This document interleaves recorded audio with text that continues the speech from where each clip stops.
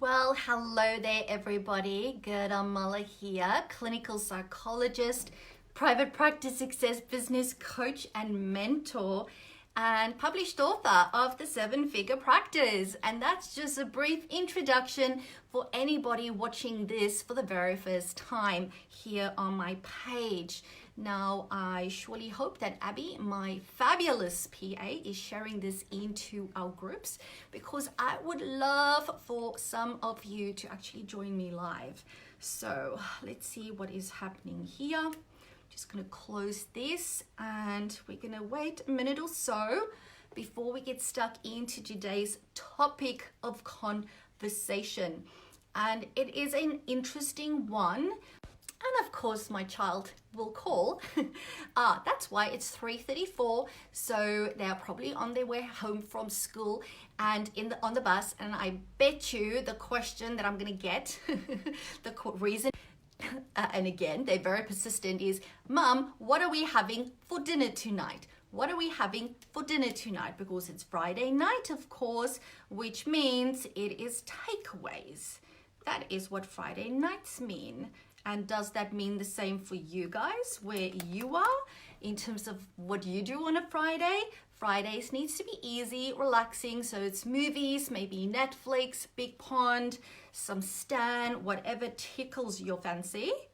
So what I might do as we wait for hopefully somebody to join us live is I will quickly message my daughter. I'm on a live stream, I believe. Here you go. Hopefully she'll get the message. All right. I'm going to get stuck into it because it is potentially a big topic. So the topic is, when things go wrong, how do you tend to react? Now, today I'm speaking mostly from the perspective of a group private practice owner. So me, myself, I'm a group private practice owner. I've got 2 group private practices. And of course, these days, I have my principal psychologist that manages that for me. And in my role as a private practice business coach and mentor, I, of course, have an opportunity to speak and mentor private practice owners from around the country. And this theme has been coming up quite a lot, okay, quite a lot. But also, actually, when I think of it, it's not only from the perspective of practice owners. I actually also speak to clinicians currently working for practices, currently working for other organizations, whether that is public mental health, NGOs, etc. I speak a lot to them who are in the process of leaving their place of employment currently, wanting to start their own private practices. And I'm also hearing what they are telling me. So the situation, I guess, the context that I am referring to in today's live stream is this interaction that happens between very often, and this might just be one situation, but I'm going to focus on this one for today because this is the specific stuff that's been coming up a lot of late in my conversations with people, is this interaction between a practice owner and a clinician once the clinician, for example, decides to leave the private practice, right? So, of course, the goal is for when this happens, for this to be an equitable process. Is that the right? No, the right word is probably amicable, cordial process, right?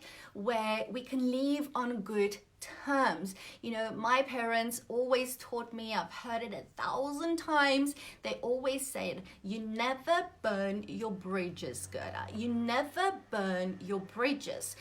So what does that mean? It means that you want to make sure that when you've had an interaction with somebody, especially an employee, employer, a contractor, employer, you know, that type of relationship, that you want to leave in an amicable way, right? Because it's your reputation. So I'm not referring now to personal relationships, right?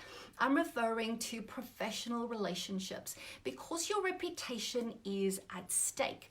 And you are nothing if not your reputation, right? Your reputation precedes you. My reputation is extremely important for me, right?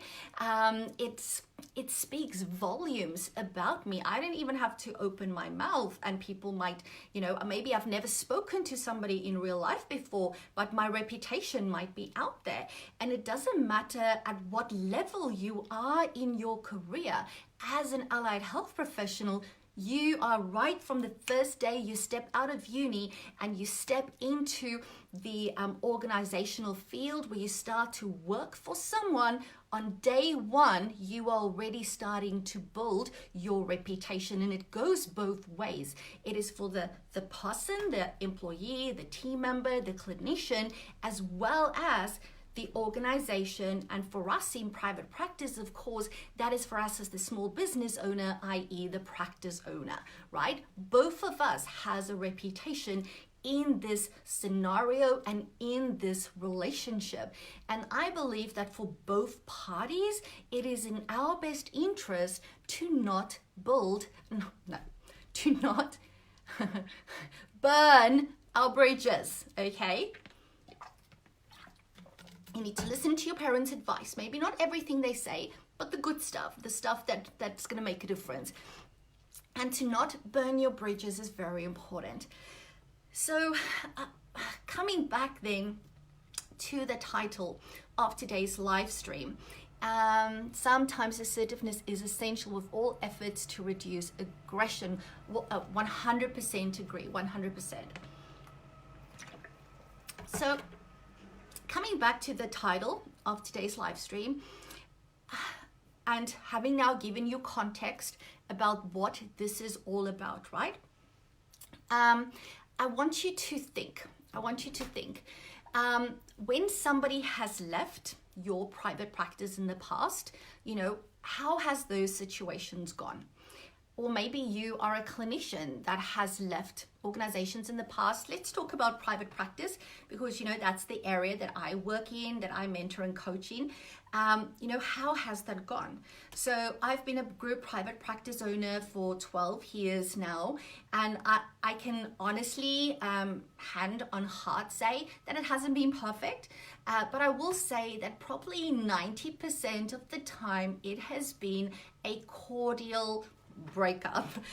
It's not really a breakup, it's a cordial transition. It's a cordial, no, an even better word is a cordial progression, is an amicable progression. Because guess what happens? If somebody comes in and they resign, they have an amazing opportunity, I would hope, because why otherwise would they leave? They have an amazing opportunity to progress their career.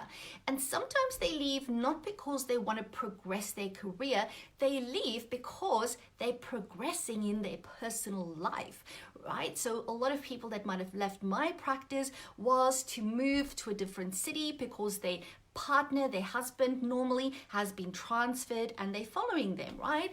I've had people move to China to live with their family there after they get married. I've had people move up north because they were planning to start a family and wanted to be where their parents are and therefore the grandmas and grandpas, right? Where they have their support. So it's generally some type of positive progression for the clinician in the scenario. Very often for the practice owner in the scenario, hey Monique and Kate, thanks for joining. For the practice owner in the scenario, it can very often feel a bit, okay, especially when it's been hard to find team members, especially for those people even more so that is located rural and in remote areas. So it's harder for them to attract team. So there's generally that initial like, oh, no, don't leave. Okay, but once you've actually gone through that period, 10 out of 10 times for me, in my practice, it has meant a progression for the practice as well. right? It just takes a bit longer sometimes to see it, okay? Because when somebody else leaves, it creates a new space. It opens up a space to bring somebody else in, somebody with fresh new energy, somebody with maybe new skill sets that you don't have at your practice. So there's a progression on both sides, right? However, there are those times when this progression doesn't go amicably, all right? And from what I hear from both clinicians, they've been on this hand as I've been talking, so from both practice owners as well as clinicians that I talk to, a lot of them have experienced this as a high conflict situation, unfortunately, very high conflict. And what I find is that people go into one of these three areas, right? They either move into aggression, and then of course there's assertiveness, and then there's what I'm just referring to here now as victimhood. So let's have a look at the practice owner behavior first and foremost, right? So an example of a practice owner getting this news, having conversation with somebody, and then, you know, the meeting is over, and now they're starting to put things in place for this person moving on. So some of the stuff I've heard about what a practice owner might do, who I would say falls into the aggressive response, and I'm not talking about violence here, right? I'm going to give you an example. So an aggressive response to hearing somebody that's moving on might be to go, okay, today I want to move on. All right, well, good riddance to you. You will soon find out that the grass is not always greener on the other side. So what I'm going to do now is I'm going to lock you out of the online diary. I'm going to immediately change the locks. I'm going to lock all the filing cabinets. You're not going to get access to the files. People, these things happen. These things happen, right? Don't go, oh my God, because it happens. You just don't know about it, right? I know about it because people tell me these things in confidence, right? When I work with them, practice owners do stuff like that. And those are the guys that are giving our industry a bad name, and they shouldn't be doing it, right?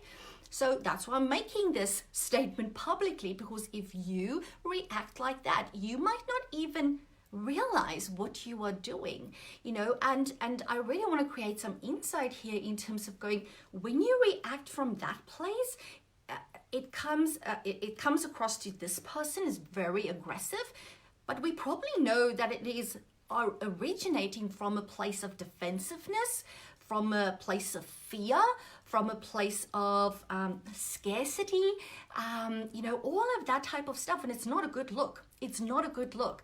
And it's not a good look for your practice, and it's not good for your reputation, and it's not a good for the reputation of our industry. So stop it. You don't want to do that. Now, however, clinicians also very often react in an aggressive manner, right? So what they might do would be, okay, I'm going to take all the client files, I'm not giving it back, and they just seize all communication with the practice owner, who might want to have a meeting to discuss client handovers or what's happening to the clients. And generally from the clinician perspective, well, from the practice owner perspective, what the clinician does is to completely withdraw from a conversation about what's going on. There's almost this complete avoidance of talking, and when they do engage, whether that is verbally or mostly via written communication, via email, it's very aggressive. It is, I've decided to do this, that, and the other, I'm moving on, and they start to break clauses in their contractual agreement, okay? And I'm not going to go into specific examples there, but they start to just completely disregard clauses in the agreement that they agree to. This could be, for example, I'll give you an example. For example, when they gave, you know, agreed to work out, let's say 4 weeks notice, they just go, I'm going to be gone in 4 days. I'm done. All right. Stuff like that. And again, this stuff happens. And then you think, you know, we are helping professionals. Surely it should be easy for us to talk to one another. But no, people don't do that. Now, again, for this person, clinician, this is not a good look. This is not a good look. Your reputation is at stake as well. Your reputation is going to precede you as well. And do not burn your bridges, right? I want to keep on saying building because I'm a very positive thinker. But don't burn your bridges. Don't do it. Both parties are wrong when they go into this place of scarcity, because it's the same for the clinician wanting to hold on to stuff very often. It's a place of scarcity, of defensiveness, and of fear. And it's not professional, so stop doing it. Hey, Michelle, thanks for hopping on. Now, so that's the one extreme I see, right? And then on the complete opposite is the other extreme. Now, I did for a minute think of actually not using the word victimhood because it's like, it's not that comfortably that word sits with me. So I'm still going to think around it. And I really wanted to say, when you start acting like a pussy, not the bad type that you're thinking about, but like you're like this kitty cat in the corner over there, but you're a kitty cat with no nails. You're a kitty cat with no teeth, and you're crouching over there in the corner like, please don't kick me, please don't kick me. That's also not a good look on both sides of the coin, right? So it's almost like the clinician leaves and the practice owner goes into a complete pity party, and I will put my hand up and say, I've been there, done that multiple times. Not in the last 5 years, however. Been there multiple times in the first half of my private practice journey, right? And some lessons we need to learn more than once, unfortunately. But you go into that and you start to think, how can they do this? I have been, supporting them. I've been giving them supervision. I've shared with them all my resources. I really taught them how to run a private practice. And now what? They're stabbing me in the back and they're going to go work somewhere else. And we take it so personally. And that, again, is not a good look. And it's not helpful to you. Okay? How can that help you? It's really, because it's not about you. Actually, it is about the other person that has made a decision in their life that they want to progress, that they want to move on, and it's okay. They're allowed to make that choice, right? But it's similarly for the clinician. Sometimes also goes into that little pussycat with no teeth and no claws, especially when they have an aggressive response from a practice owner where they just like, they're too scared to speak up for themselves, right? I once spoke to a lovely clinician who had a 2-year restraint of trade clause in her contract, and she stuck to it. And I was speaking to her like when she was 18 months into it, and I said, do you realize that this is not a legal, reasonable enforcement? I will say this, restraint of trade is enforceable, okay? But it has to be reasonable, and a 2-year period is not considered reasonable, and again, she was in this place, she was so scared to do anything. And it's like, that's also not good, people. You don't want to operate like that. You don't want to personalize stuff. So it is about moving away from those extremes into this place of just being assertive and being professional and making it about the facts. It doesn't mean that you can't be vulnerable with one another, right? It doesn't mean there can't be tears where you go, you know what, I'm just starting to feel a sense of loss, because it was so amazing to have you as part of the practice team. That's okay, all right? That's not what I'm referring to. Vulnerability is good when it is authentic, when it is real. But you also need to know where the line is, right? Because it's not about making the other person feel guilty. So it's okay to be vulnerable, but you also want to stay professional in this space, right? So it is about being assertive as well. So that is where you want to get to. Now, let me just check. I've been speaking so much, whether there's any comments on here. Hey, Emily, how are you? Hope you are well. All right. So it is very important to be assertive, as I said. So it is about finding that balance, right? So it's finding the balance. And I can't tell you, for example, how many practice owners I speak to who tell me that, you know, clinicians, and this practice owner would have been here, you know, coming from an assertive space, telling the clinician, yes, I am. Thank you so much, Emily. They will tell the clinician, you know, this is what needs to happen as part of your conclusion process. This is, you know, the clauses in our contract that applies. And then the clinician just blatantly refuses to do it. Okay, or blatantly refuses to stick with it. And what I find very often, you know, is that when clinicians have made this decision that I am moving on, they start to rationalize and justify in their mind and in their heart why it is okay for them to do that. Why it's okay for them to break a contractual agreement. And you know what? A lot of practice owners let them get away with it. They let them get away with it. And I think, no, I don't think, I know that because we allow that to happen, because we allow people to get away with breaking their contract, this is going to continue happening, right? Because you are showing this person, well, in actual fact, your contract means nothing. That contract is actually null and void because you just told me you're not doing this A, B, and C that's in here because you've now decided that you don't like that clause anymore or whatever other reason you came up with. I think so, I know, you know, people forget that a legal contract is a legal contract. If you don't like it, you can't just not stick to it. You need to go and challenge it in a court of law. But what do we do as practice owners? We go, yes, you know, that's the clause. And then we also use justification for our actions. We also rationalize it in our minds and in our hearts. And again, been there, done that, right? You can't throw stones. What's that saying? Don't throw a stone if you've done something yourself. And I'm not throwing stones. I'm putting up my hand and said, I've done this as well.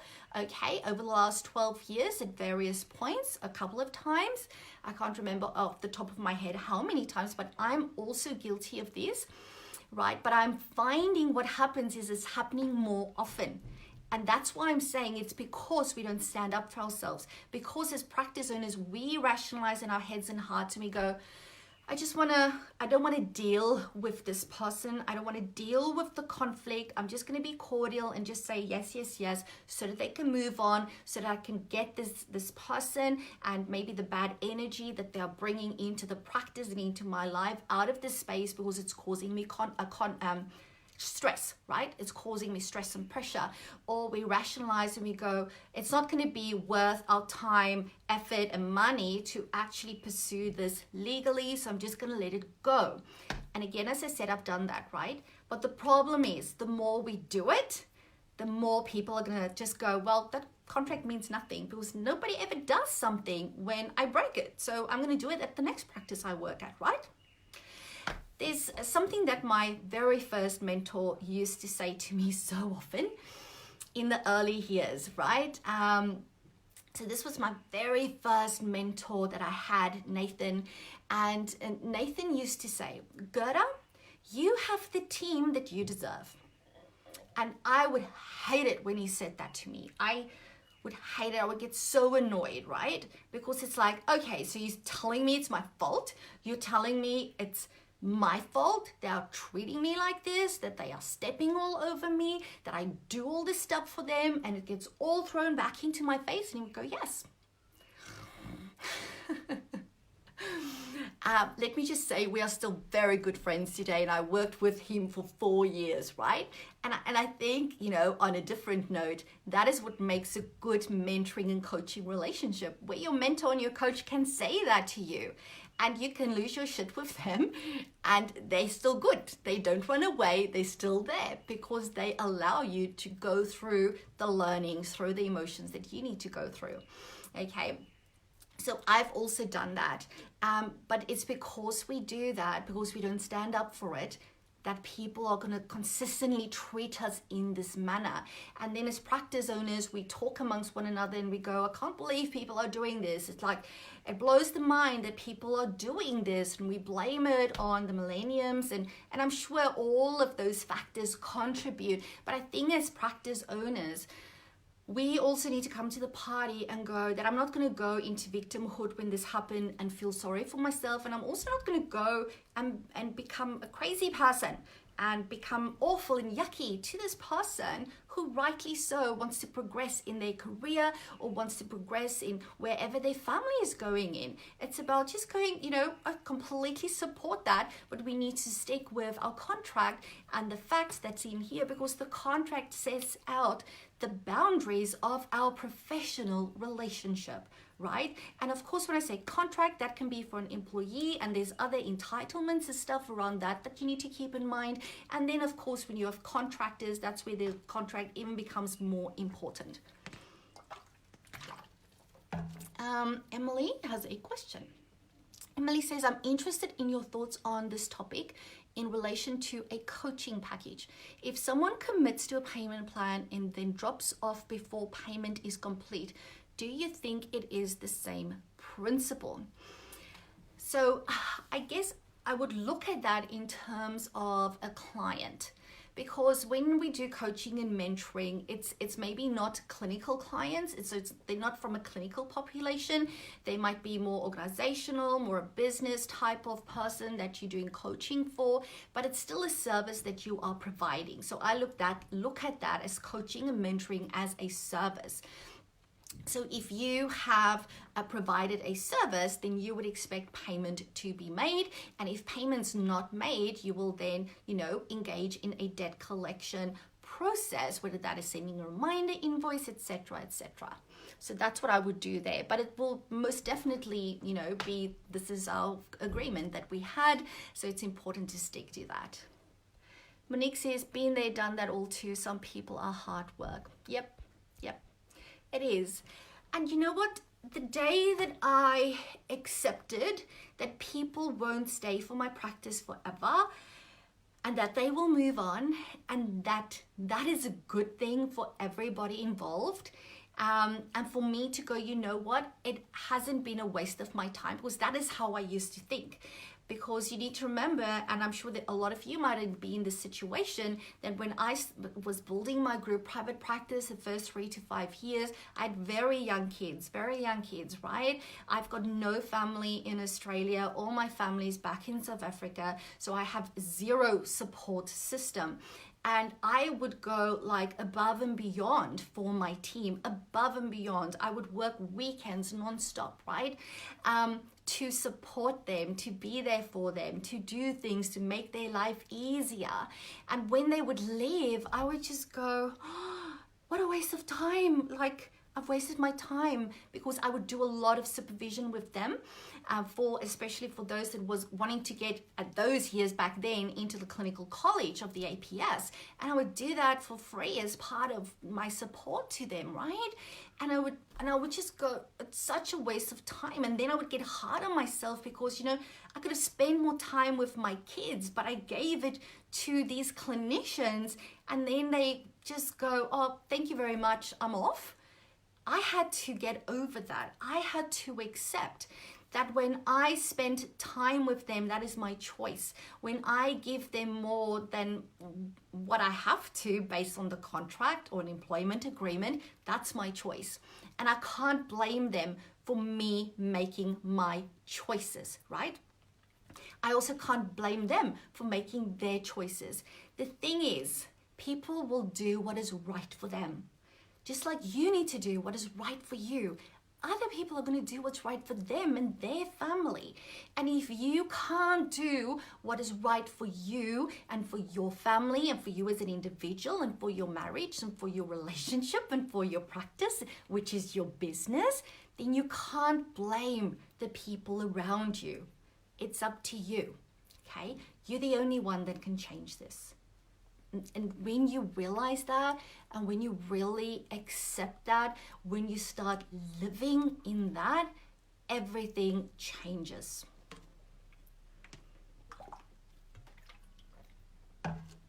It's my pleasure, Emily. Monique says, my team have no idea how much I do for them.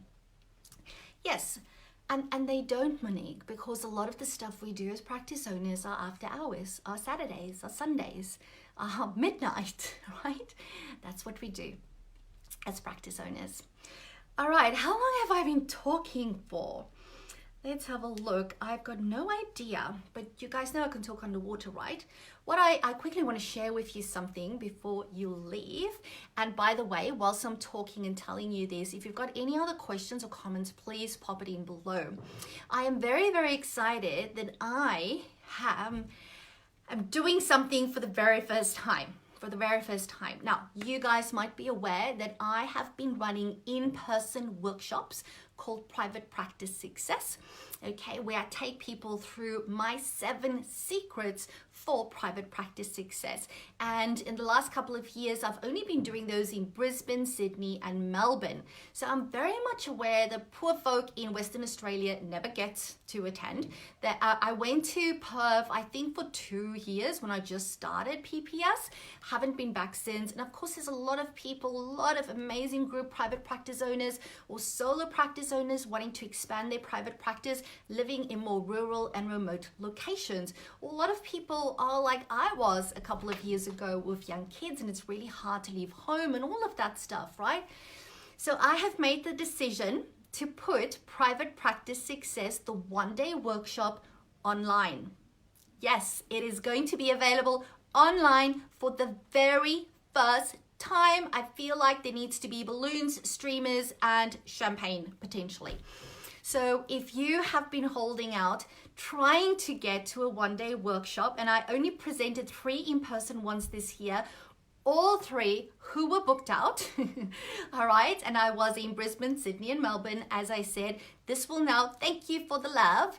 I'm so excited that you're excited, Emily. It will now be available online, and I'm going to run the first one live, where I'm going to be in a Facebook group, and I'm going to be delivering the training. It's going to be weekly content, worksheets, and all that extra stuff. Like, for example, when you did the 1-day, you got the slides, but there was no worksheets for those of you that have attended. So there's a lot of extra stuff going into this one. I'm also including 2 bonus trainings. I'm not going to give you all the information about it now. There's a website that you can look at. But what I'm saying it's even better than the in-person one, right? So there's 2 bonus trainings that you get in addition to all the content. So what I will do when I'm done here, I will pop the link into the comment section for you. And if you've never been to a 1-day workshop, you have to do this. You have to do this. Every single private practice owner, okay, if you solo and you want to grow and expand your practice, or you might just want to decide, is this what I want to do to grow and expand, needs to do this. If you are a group private practice owner, you need to do this. You cannot run your practice if you have not done this program. Well, you can, but I'm telling you, you can't, because you're going to be missing out on valuable content, right? So I'll pop the link in, and I would love to welcome you in it. We kick off on Friday, the 16th of August. So there's 2 weeks to get in. I have a special bonus for the first people that enroll, where you will get a private practice success planner. Oh, I should have had one here with me. Planner, as well as a hard copy of my book. So it's 2 hard copy products that I'm going to be posting to the first 15 people. And why 15? Because I only have 15 private practice success planners left. These are an evergreen planner, so you can start using it at any time for the first 15 people. And if you have done the PPS workshop in person previously and you want to repeat it because you just want to refresh, and maybe you want those 2 extra trainings that I'm included, I am going to give you guys 50% discount. Whether you attended the PPS workshop years ago or just last week, you're going to get 50% discount to come in and join the party, join the fun, and refresh, because obviously I continue to grow. My knowledge that I have continues to grow. My practice has continued to grow. So I'm so excited to be kicking that off on the 16th of August. All right, I don't see any other questions in here. So I think I'm going to call it a day for this live stream. I'm sure my kids are downstairs, home, probably lying on the couch, waiting to find out what we're having for dinner, for takeaways. Thank you so much for you girls that have joined me live. I really appreciate it. Have a fabulous rest of the day and rest of the week. And remember, as always, all you need to do is say yes to your very own ultimate level 5 private practice. I'll speak to you soon. Bye for now.